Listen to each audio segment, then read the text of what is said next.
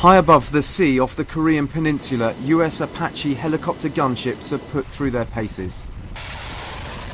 These shipping lanes are vital for South Korea's economy, and after the sinking of a South Korean warship in March, suddenly these waters are in sharp focus. We watch as these Apaches test their Hellfire missiles. The pilots keen to show, if tensions escalate, they are willing and able to defend South Korea. 3, 2, 1, missile impact, 2 good shots. 46 South Korean sailors died when the Cheonan was sunk on March the 27th. South Korea says this torpedo was to blame and it was fired by the North in an act of aggression that suddenly ramped up tensions here. North Korea spends 25% of its income on defence and has the world's fourth biggest army. Last week it said war could erupt at any time. That's why it's so important that Korea and the United States maintain this alliance and keep the razor's edge sharp.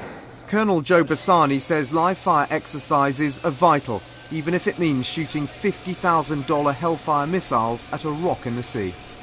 But certainly all the events recently are in the mind of everyone as we go out and do this, as we remember how important it is to both our nations and to the security of the region. Some of these pilots have plenty of combat experience. Matt Fredrickson's Black Hawk was shot down in Afghanistan 2 years ago, an event he'll never forget. You know, it was a combination of fear and excitement at the same time. But the enemy he's facing in Korea has an arsenal that is potentially far more deadly than the Taliban. And they have a nuclear, biological, and chemical weapons program, so I believe, yes, they are a threat.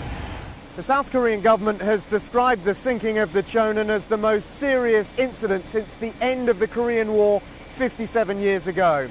It's added a sudden sense of urgency to live fire tests like these. Everyone here wondering what the North Koreans will do next.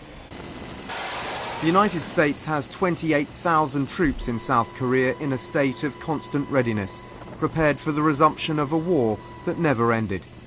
Dan Rivers, CNN at the Kunsan Air Base, South Korea.